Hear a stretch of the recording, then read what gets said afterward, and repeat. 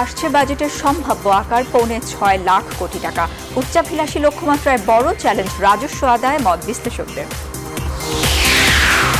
গণপরিবহনে স্বেচ্ছাচারিতা চলছেই, লঞ্চে মানা হচ্ছে না সামাজিক দূরত্ব।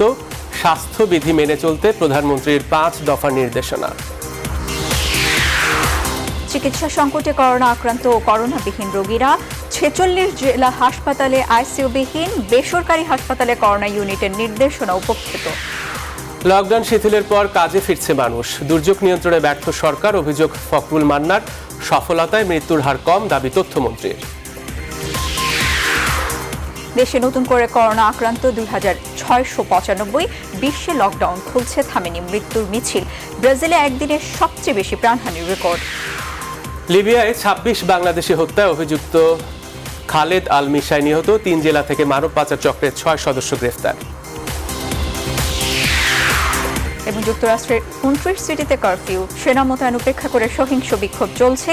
হোয়াইট হাউসের সামনেও চলছে আন্দোলন।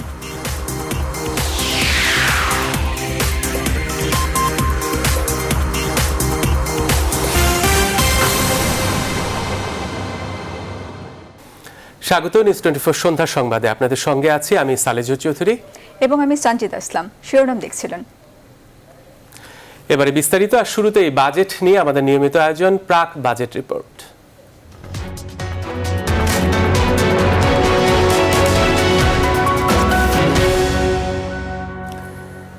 আছে বড় ব্যয়ের বাসনা, কিন্তু নেই বড় আয়ের নিশ্চয়তা। এমন বাস্তবতায় আসছে 2020-21 অর্থ বছরের চ্যালেঞ্জিং বাজেট, যার সম্ভাব্য আকার হতে যাচ্ছে 6.25 লাখ কোটি টাকা। থাকবে 8.5% জিডিপি প্রবৃদ্ধির উচ্চাভিলাষী লক্ষ্যমাত্রাও।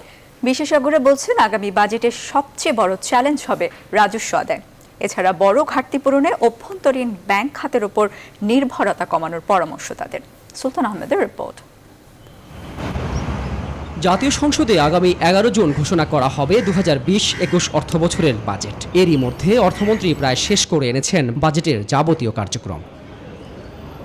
প্রাপ্ত তথ্য মতে আগামী বাজেটের সম্ভাব্য আকার হতে যাচ্ছে 5,75,000 কোটি টাকা, যার মধ্যে দেশের বিভিন্ন অবকাঠামো উন্নয়নে সরকার ব্যয় করতে চায় 2,05,000 কোটি টাকা। ইতিমধ্যে মিলেছে এডিপির চূড়ান্ত অনুমোদনও। কৃষি ও গ্রামীণ অর্থনীতির উপর ভরসা করে অর্থমন্ত্রী জিডিপির প্রবৃদ্ধি নির্ধারণ করতে যাচ্ছেন 8.5%। আগামী বছর আবার 8% আমরা লক্ষ্যমাত্রা করব। এটা কি ধরনের চেতনার স্বর্গে বসবাস করে, এটা আমি তো বুঝে উঠতে পারি না। এখনও তো চিন্তা করার ব্যাপার আছে যে এইখানে যতখানি না প্রবৃদ্ধি গুরুত্বপূর্ণ, তার চেয়ে অনেক বেশি গুরুত্বপূর্ণ হলো মানুষের কর্মসংস্থান, মানুষের এই মুহূর্তে আয় এবং সঞ্চয়কে টেকানো এবং আগামী দিনে তাদের এক ধরনের সামাজিক সুরক্ষার ব্যবস্থা করা। প্রস্তাবিত বাজেটে রাজস্ব আদায়ের লক্ষ্যমাত্রা ধরা হচ্ছে 3,95,000 কোটি টাকা। এর মধ্যে জাতীয় রাজস্ব বোর্ডের লক্ষ্যমাত্রা থাকছে 3,30,000 কোটি টাকা। বাকিটা আসবে এনবিআর বহির্ভূত খাত থেকে। প্রথমবারের মতো জিডিপির 5% ঘর ছাড়িয়ে যেতে পারে বাজেট ঘাটতি। মোট 1,75,000 কোটি টাকার ঘাটতি ধরা হতে পারে আগামী বাজেটে। তবে এই বিশেষজ্ঞের মতে ঘাটতি হবে লক্ষ্যমাত্রার চেয়ে ঢের বেশি। ঘাটতি 6% হবে না, ঘাটতি হয়তো 8%, 9% হয়ে যেতে পারে। কারণ যে রাজস্বের লক্ষ্যমাত্রা করেছে সরকার, সেটা অর্জিত হবে না। সেখানে তো 3% কম হবে, ঘাটতি বেড়ে যাবে। ঘাটতি বাড়বে। 1 বছর না হয় আমরা সহ্য করে গেলাম, 2 বছর সহ্য করে গেলাম, কিন্তু আমাদের একটা স্থায়ী সলিউশন করতে হবে। বড় অঙ্কের ঘাটতি পূরণে বিশেষজ্ঞদের পরামর্শ বিদেশি ঋণ নেয়া। এছাড়া কর্মসংস্থান তৈরিতে বাজেটে বিশেষ গুরুত্ব দেওয়ার কথা বলছেন তারা। করোনা মহামারীতে এক প্রকার বিপর্যস্ত দেশের সব ব্যবসায়ী। সেই সাথে আশঙ্কাজনকভাবে কমে গেছে রাষ্ট্রের রাজস্ব আদায়। সব মিলিয়ে একদিকে ব্যবসায়ীদের বাঁচানো, অন্যদিকে রাজস্ব আদায় ধরে রেখে রাষ্ট্রের উন্নয়ন কর্মকাণ্ড এগিয়ে নিয়ে যাওয়া। এজন্য কোন পথে হাঁটবেন অর্থমন্ত্রী আগামী 11 জুন বাজেটে, সেটিই দেখার অপেক্ষায় সব শ্রেণী পেশার মানুষ। সুলতান আহমেদ, নিউজ 24, ঢাকা। রাজধানীতে বেড়েছে গণপরিবহন চলাচল, তবে স্বাস্থ্যবিধি পুরোপুরি মানা হচ্ছে না, এমন অভিযোগও বাড়ছে। ভাড়া ও সরকারি নির্দেশনা নিয়ে যাত্রীদের রয়েছে মিশ্র প্রতিক্রিয়া। নিয়ম মানাতে বসানো হয়েছে বিআরটি এর ভ্রাম্যমাণ আদালত। বিস্তারিত জানাচ্ছেন আলী তালুকদার। করোনায় ঝুঁকি কমাতে গণপরিবহনের চালক ও সহকারীকে বলা হয়েছে স্বাস্থ্যবিধি মেনে চলতে। মুখে মাস্ক, হাতে গ্লাভস আর যাত্রী ওঠার ক্ষেত্রে যা মানা হচ্ছে না পুরোপুরি। গণপরিবহনের ওঠার সময় যাত্রীদের হাতে হ্যান্ড স্যানিটাইজারের বিপরীতে দেয়া হচ্ছে জীবাণুনাশক ডেটল মিশ্রিত পানি। যাত্রীদের শরীর স্পর্শ করেও তুলতে দেখা গেছে অনেক গণপরিবহন। তবে দুইটি আসনে একজন যাত্রী আর নির্ধারিত ভাড়া আদায়ের ক্ষেত্রে পাওয়া যায়নি কোনো অভিযোগ।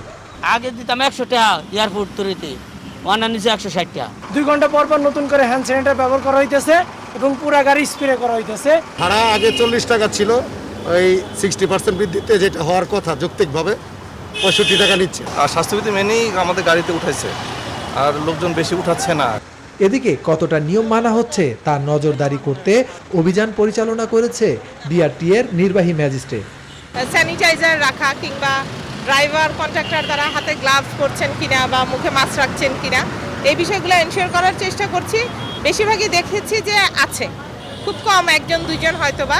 তো তাদের ক্ষেত্রে সরাসরি আমরা তখন হয়তো কোথাও থেকে এখানে পাওয়া যাচ্ছে, তারা আমাদেরকে এনে দেখাচ্ছেন, করছেন, তারপরে আমরা তাদেরকে ছাড়ছি।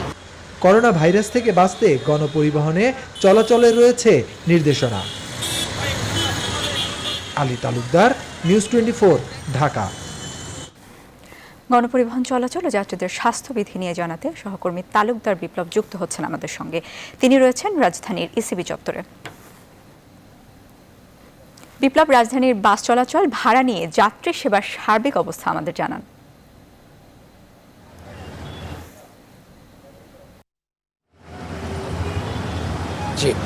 পদ্মা, আপনি জানেন যে গণপরিবহনের যে স্বাস্থ্যবিধি মেনে গণপরিবহন যে চলাচল শুরু করেছে তার 3য় দিন চলছে। এর মধ্যে যে বিষয়টি সেটা হলো যে 60% যেই অতিরিক্ত যে ভাড়ার নির্ধারণ করা হয়েছে সেই নির্ধারণের মধ্যে দিয়ে কিন্তু এই গণপরিবহনগুলো রাজধানীতে চলাচল করছে। কিন্তু একটি বিষয় সেটি হলো যে আসলে গণপরিবহনে চলাচলে সাধারণ যারা যাত্রী রয়েছে তাদের মধ্যে একটি অনীহা আমরা দেখছি।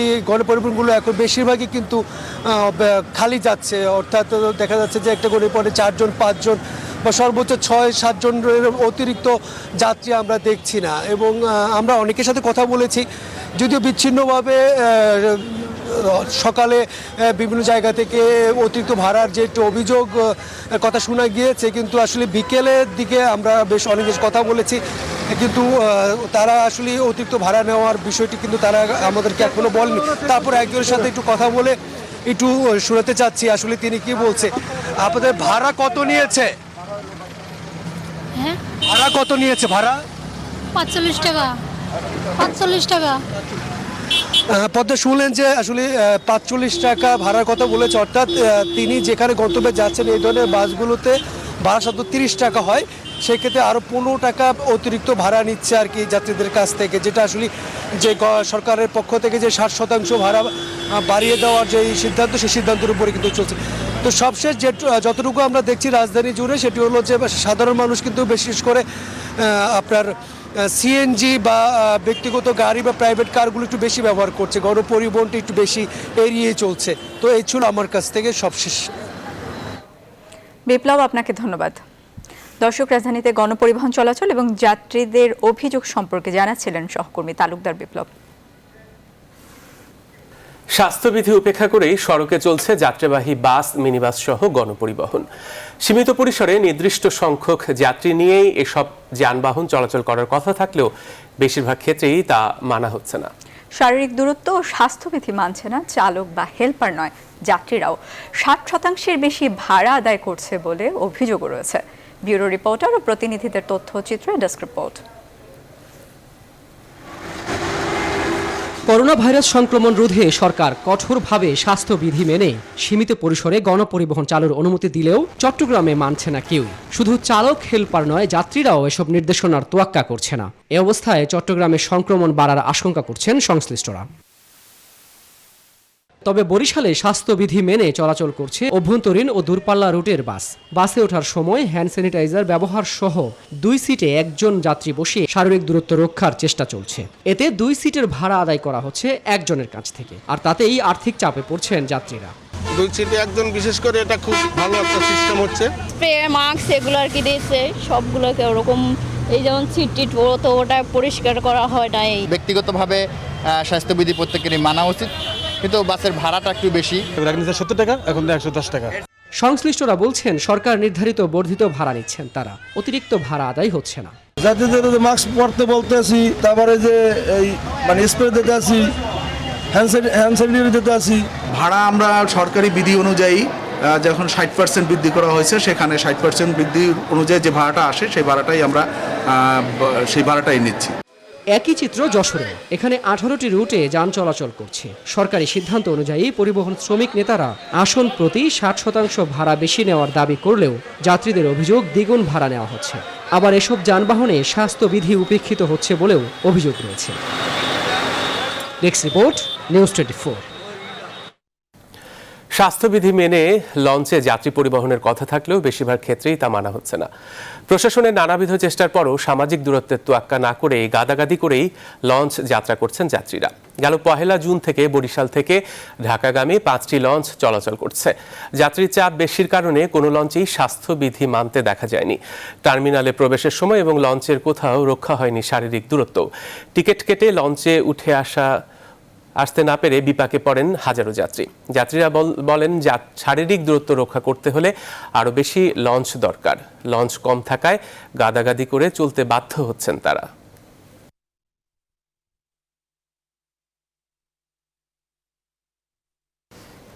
গণপরিবহনে অতিরিক্ত ভাড়া আদায়কারীদের বিরুদ্ধে কঠোর ব্যবস্থা নিতে Bangladesh road transport authority BRT এর প্রতি নির্দেশনা দিয়েছেন সড়ক পরিবহন ও সেতুমন্ত্রী ওবায়দুল কাদের।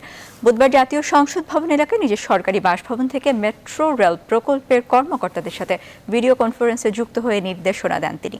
এ সময় তিনি বলেন, জনগণের স্বাস্থ্য সচেতনতা বৃদ্ধিতে প্রধানমন্ত্রী ও আওয়ামী লীগ সভাপতি শেখ হাসিনা নেতাকর্মী ও জনপ্রতিনিধিদের 5টি নির্দেশনা প্রতিপালনের আহ্বান জানিয়েছেন। একটি দল সার্কাসের হাতির মতো সমালোচনার বৃত্তেই আবর্তিত হচ্ছে, সে দলটি বিএনপি। সংকটকে শেখ হাসিনা সরকার সম্ভাবনার রূপ দিতে কাজ করছে অবিরাম, নিরলস। আর বিএনপি সংকটকে পুঁজি করে রাজনৈতিক ফায়দা লুটতে চায়, এটা তাদের কার্যক্রমে ইতিমধ্যে পরিষ্কার হয়ে উঠেছে। আইসিইউ সংকটের কারণে ক্রিটিক্যাল করোনা রোগীদের চিকিৎসা সেবা ঝুঁকিতে পড়েছে। রাজধানীতে করোনা নির্ধারিত হাসপাতালগুলোতে জটিল রোগীদের সেবা দিতে রীতিমতো হিমশিম খাচ্ছে। খালি থাকছে না আইসিইউ শয্যাও। এদিকে 46 জেলায় করোনা হাসপাতালে নেই আইসিইউ সুবিধা, আর রাজধানীর বাইরে কিডনি সমস্যা থাকা করোনা রোগীর ডায়ালিসিস সেবাই নেই। বিস্তারিত জানাচ্ছেন হাসান পারভেজ। বিশ্ব স্বাস্থ্য সংস্থার বিশ্লেষণ, করোনা রোগীদের 15% তীব্র উপসর্গ দেখা দেয়, 5% রোগীর অবস্থা হয় জটিল। এই 20% অনেকেরই আইসিইউ সেবার পাশাপাশি দরকার হয় ভেন্টিলেটর। সারা দেশে করোনা নির্ধারিত হাসপাতালগুলোই শয্যা আছে 13,984টি। এর মধ্যে আইসিইউ শয্যা আছে মাত্র 399টি। এগুলোর মধ্যে ঢাকায় আছে 218টি। ঢাকায় রোগীর সংখ্যা বেশি থাকায় প্রয়োজন অনুযায়ী আইসিইউ শয্যা পাচ্ছেন না করোনা আক্রান্ত জটিল রোগীরা। খুবই চাপ। এখন আমাদের এখানে ভেতরে অনেকগুলো ক্রিটিক্যাল পেশেন্ট আছে, যেগুলোকে আমরা সাপোর্ট দিতে পারতেছি না। বিকল্পভাবে হিউজ পরিমাণে অক্সিজেন দিয়া হ্যান্ডেল করতেছি প্রায়োরিটি বেসিস। ভর্তি যারা আছে তাদের মধ্যেও অনেকে খারাপ আছে, আইসিইউতে যেতে পারলে ভালো হতো, কিন্তু বেড ফাঁকা নাই বলে যেতে পারছে না। তার মধ্যে প্রায়োরিটি বেসিসে যাদের বেশি খারাপ তাদের ওখানে নিয়ে হচ্ছে। স্বাস্থ্য অধিদপ্তরের তথ্য বলছে, রাজধানীর বাইরে 46টি জেলায় করোনা রোগীদের জন্য আইসিইউ সুবিধা নেই।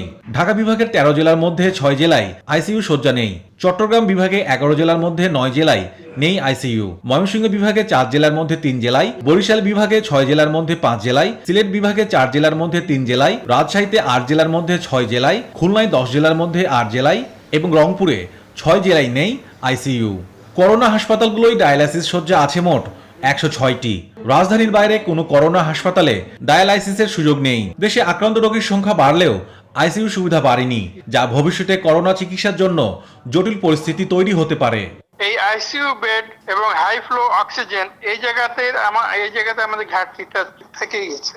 কোভিড আক্রান্ত এবং অন্যান্য অসুখ বিসুখ তাদের আগে থেকে আছে, তাদের জন্য একটা অশনি সংকেত। তাদের আর কি চিকিৎসার জন্য আমরা প্রস্তুত নয়, এটা হলো সোজা বাংলা কথায় বলা যায়। দ্রুত আইসিইউ ও ডায়ালাইসিস শয্যা না বাড়ানো গেলে করোনা আক্রান্ত জটিল রোগীরা চিকিৎসা সেবা বঞ্চিত হতে পারেন। হাসান পারভেজ, নিউজ 24, ঢাকা। 50টির বেশি শয্যা বিশিষ্ট দেশের সকল সরকারি বেসরকারি হাসপাতালে পৃথক করোনা ইউনিট চালুর নির্দেশের পেরিয়ে গেছে 10 দিন। তবে এখনও হাতে গোনা কয়েকটি বেসরকারি হাসপাতালে দেয়া হচ্ছে করোনা রোগীদের চিকিৎসা। প্রাইভেট মেডিকেল অ্যাসোসিয়েশন বলছে নন কোভিড জটিল রোগীদের নিয়ে বিপাকে পড়েছে বেশ কিছু বেসরকারি হাসপাতাল। রিশাদ হাসান জানাচ্ছেন বিস্তারিত। 24 মে দেশে 50 শয্যার অধিক সকল হাসপাতালে আলাদা করোনা ইউনিট চালুর নির্দেশ দেয় স্বাস্থ্য মন্ত্রণালয়।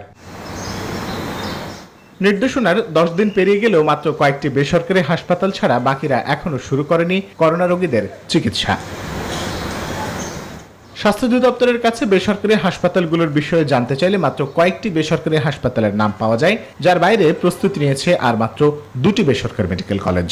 কোভিড-19 পজিটিভ পেশেন্টের জন্য আমাদের কিন্তু ঢাকা শহরে ডেডিকেটেড হাসপাতাল আছে, সরকারি ও বেসরকারি পর্যায়ে আছে। বেসরকারির মধ্যে যেমন আছে আনার খান মডার্ন, হলি ফ্যামিলি, তারপর স্বাধীনতা ফাউন্ডেশন, রিজেন্ট হাসপাতাল, এগুলো আমাদের বেসরকারি পর্যায়ে আছে।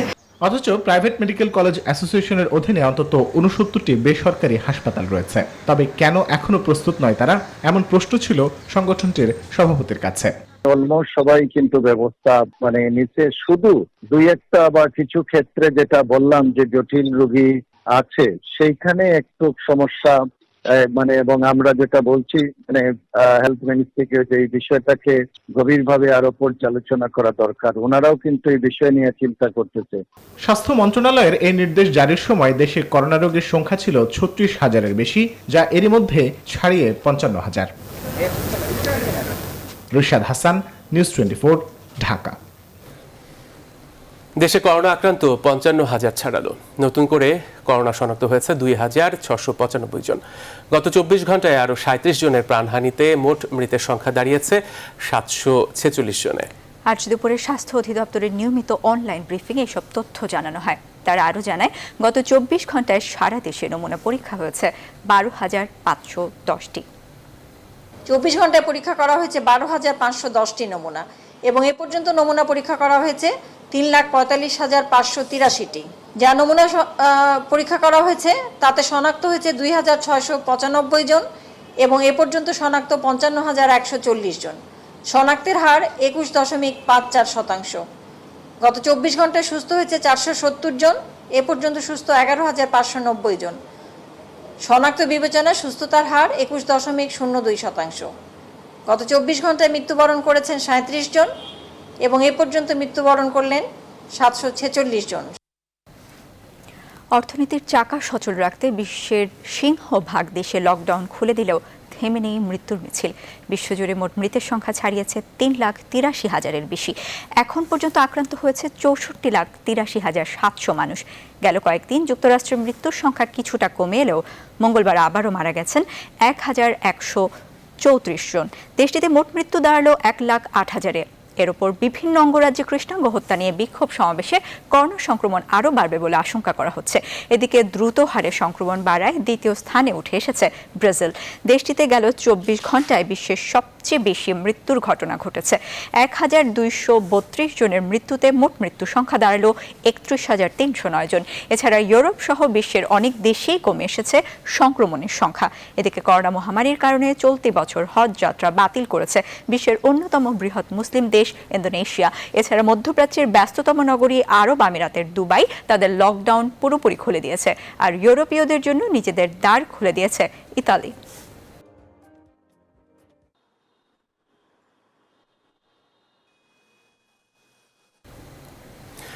নিজেদের অক্ষমতা ঢাকতেই সরকার জীবন জীবিকার সমন্বয়ের কথা বলছেন, এমন মন্তব্য নাগরিক ঐক্যের আহ্বায়ক মাহমুদুর রহমান মান্না। বুধবার ঢাকা রিপোর্টার্স ইউনিটি মিলনায়তনে নাগরিক ঐক্য আয়োজিত আলোচনা সভায় একথা বলেন তিনি।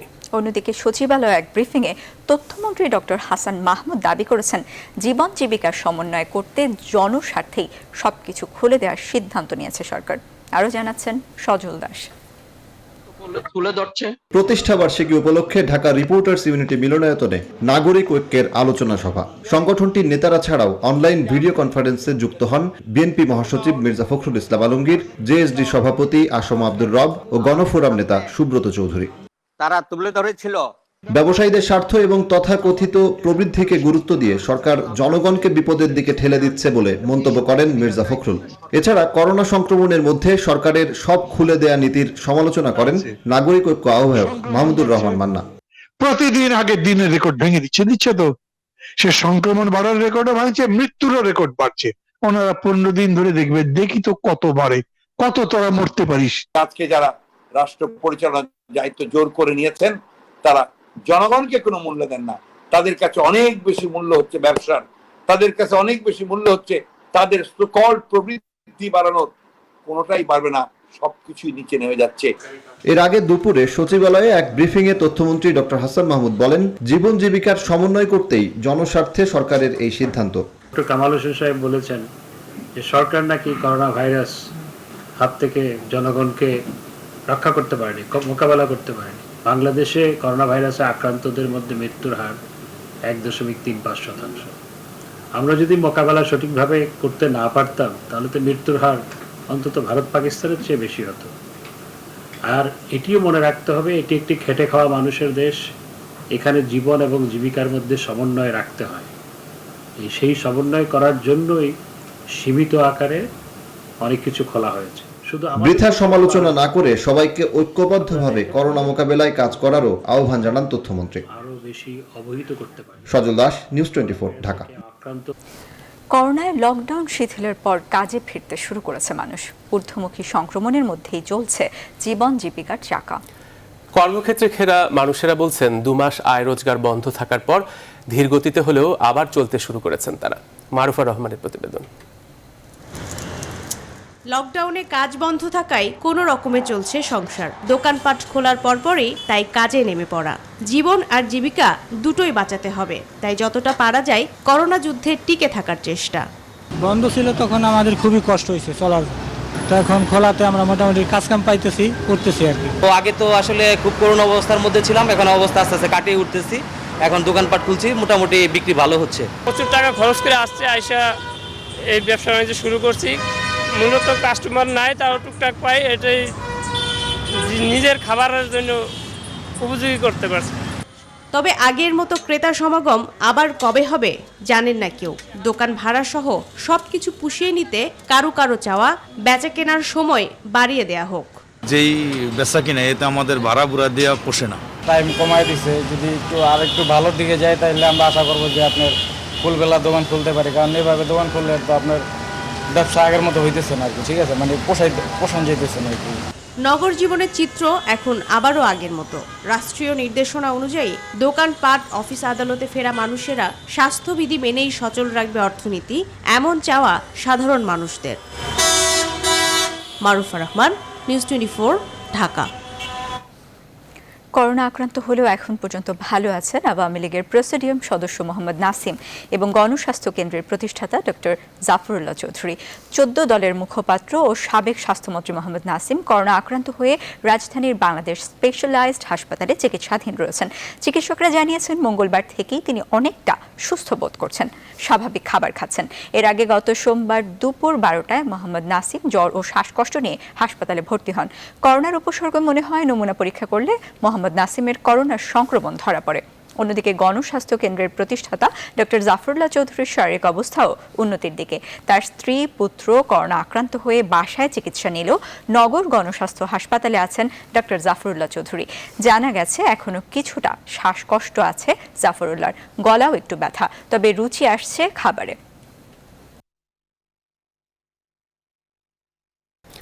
জনগণের কাছে সরকারি সেবা পৌঁছে দিতে স্বাস্থ্যবিধি মেনে কাজ করছেন সচিবালয়ের মন্ত্রী, কর্মকর্তা থেকে কর্মচারীরা। নিরাপত্তা কর্মীরাও আছেন সতর্ক অবস্থানে। পরিচ্ছন্নতা কর্মীরা ছিটাচ্ছেন জীবাণুনাশক। তথ্যমন্ত্রী বললেন, এ যুদ্ধাবস্থায় হাত গুটিয়ে বসে থাকার তেমন জো নেই, তেমনি নিশ্চিত করতে হবে ব্যক্তিগত সুরক্ষা।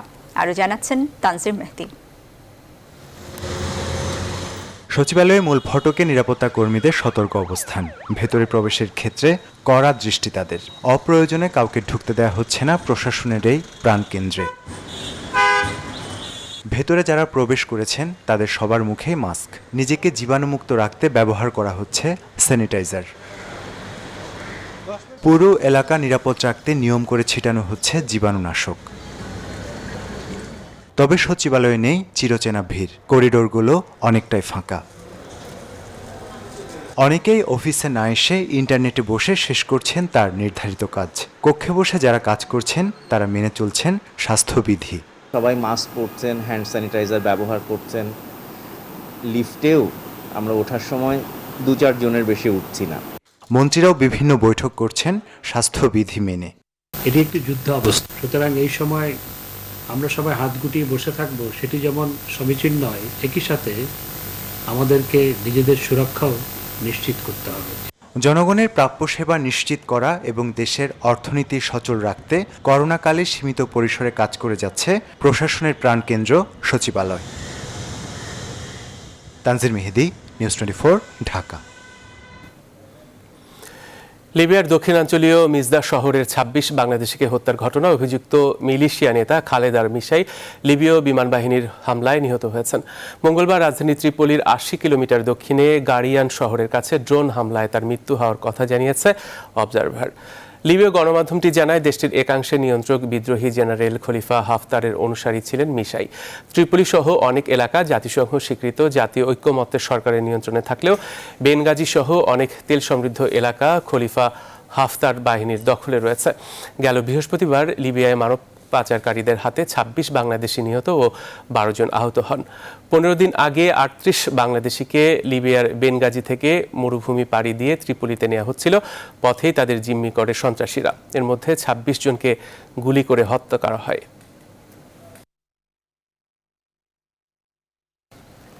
লিবিয়ায় বাংলাদেশি মানব পাচার চক্রের 4 সদস্যকে ভৈরব থেকে এবং আরও 2 সদস্যকে বরগুনা জেলার পাথরঘাটা থেকে গ্রেফতার করেছে র্যাব।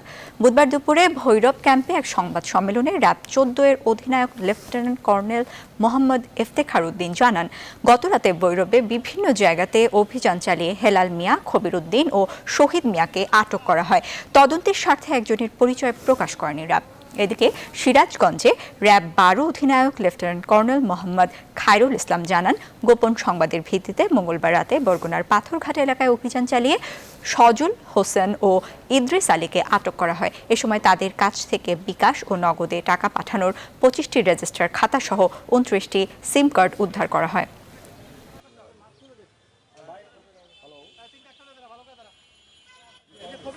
এবারে আন্তর্জাতিক প্রসঙ্গ। যুক্তরাষ্ট্রে পুলিশ হেফাজতে কৃষ্ণাঙ্গ জর্জ ফ্লয়েডের মৃত্যুর ঘটনা নিয়ে টানা 8ম দিনের মতো প্রতিবাদ অব্যাহত রয়েছে। 23টি অঙ্গরাজ্যে কারফিউ জারি করা হলেও তা ভেঙে নিউ ইয়র্ক, ওয়াশিংটন সহ বেশ কটি অঙ্গরাজ্যে বিক্ষোভকারীরা রাস্তায় নামলে মঙ্গলবার রাতে পুলিশের সঙ্গে বিক্ষোভকারীদের ব্যাপক সংঘর্ষ হয়। প্রেসিডেন্ট ট্রাম্পের সেনাবাহিনী মোতায়েনের ঘোষণার বিরুদ্ধে হোয়াইট হাউসের সামনে বিক্ষোভ করেছে আন্দোলনকারীরা। এছাড়া যুক্তরাষ্ট্রের বাইরে ইউরোপের বেশ কটি দেশ কৃষ্ণাঙ্গ অধিকারের জন্য এ লড়াইতে সমর্থন জানিয়ে বিক্ষোভ করেছে। নাহিদ জিহানের ডেস্ক রিপোর্ট। মার্কিন কৃষ্ণাঙ্গ নাগরিক জর্জ ফ্লয়েড হত্যাকাণ্ডের প্রতিবাদে এখনও বিক্ষোভে উত্তাল যুক্তরাষ্ট্র। বর্বরচিত এই হত্যাকাণ্ডের প্রতিবাদ জানাতে মঙ্গলবার 8ম রাতের মতো রাজপথে নামে হাজার হাজার মানুষ। 23টি অঙ্গরাজ্যের 40টি শহরে জারি করা কঠোর কারফিউ উপেক্ষা করেই রাজপথ দখল করে থাকে আন্দোলনকারীরা। পোর্টল্যান্ডে কয়েক হাজার বিক্ষোভকারী রাস্তায় মাটির উপর উপুড় হয়ে শুয়ে ফ্লয়েডের মৃত্যুর বিচারের দাবি করে। বিক্ষোভ দমাতে মোতায়েন করা হয়েছে পুলিশ ও ন্যাশনাল গার্ডের সদস্যদের। মঙ্গলবার রাতে নিউ ইয়র্কে বিক্ষোভকারীদের সঙ্গে ব্যাপক সংঘর্ষে জড়ায় পুলিশ। এ সময় শহরের বিভিন্ন দোকানপাটে লুটতরাজের ঘটনাও ঘটে। এছাড়া Los Angeles, Philadelphia, Atlanta, Oregon ও সিয়াটলেও বড় ধরনের প্রতিবাদ সমাবেশ ও মিছিল হয়েছে। এছাড়া বিভিন্ন স্থানে সংঘর্ষে 5 পুলিশ সদস্য গুলিবিদ্ধ হয়ে আহত হয়েছেন। মঙ্গলবার president Donald Trump white house থেকে হেঁটে নিকটবর্তী সেন্ট জনস এপিস্কোপাল গির্জায় শ্রাইন দেখতে যাবার ব্যবস্থা করতে সোমবার পার্কটিতে অবস্থান নেওয়া বিক্ষোভকারীদের উপর চড়াও হয় পুলিশ। আর বিক্ষোভের মাঝে ট্রাম্পের চার্চে যাবার বিষয়টি সমালোচনা করেছে ওয়াশিংটন ক্যাথলিক আর্চবিশপ। এছাড়া বিক্ষোভ দমাতে সেনাবাহিনী মোতায়েনের বিষয়ে প্রেসিডেন্ট ট্রাম্পের ঘোষণার পরই 5টি অঙ্গরাজ্যের মেয়র দ্বিমত প্রকাশ করে জানিয়েছেন তারা রাজপথে সশস্ত্র মিলিটারি দেখতে চান না। যুক্তরাষ্ট্র ছাড়াও ইউরোপেও এই আন্দোলন ছড়িয়ে পড়েছে।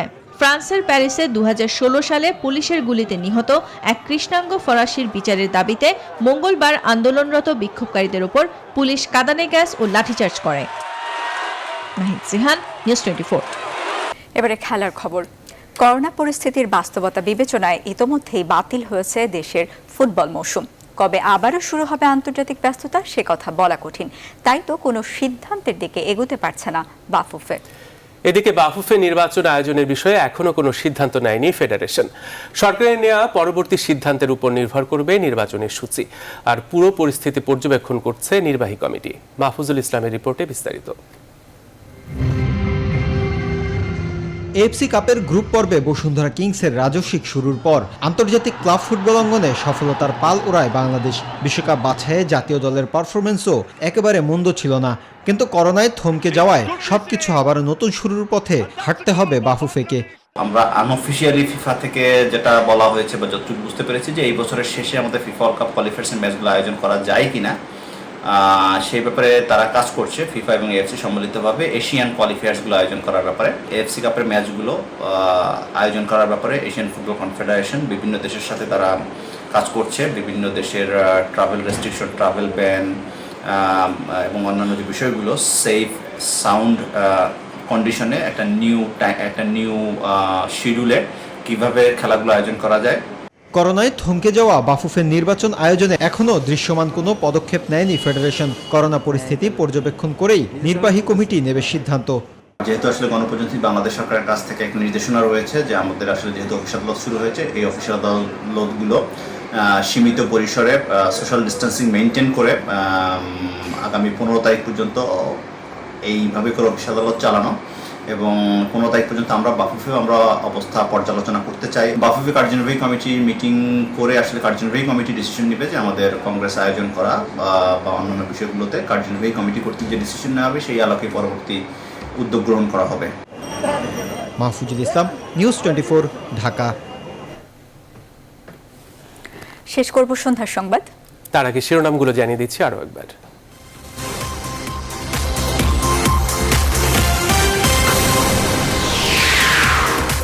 আসছে বাজেটের সম্ভাব্য আকার 6.25 লাখ কোটি টাকা। উচ্চাভিলাষী লক্ষ্যমাত্রায় বড় চ্যালেঞ্জ রাজস্ব আদায়ের মত বিশ্লেষকদের।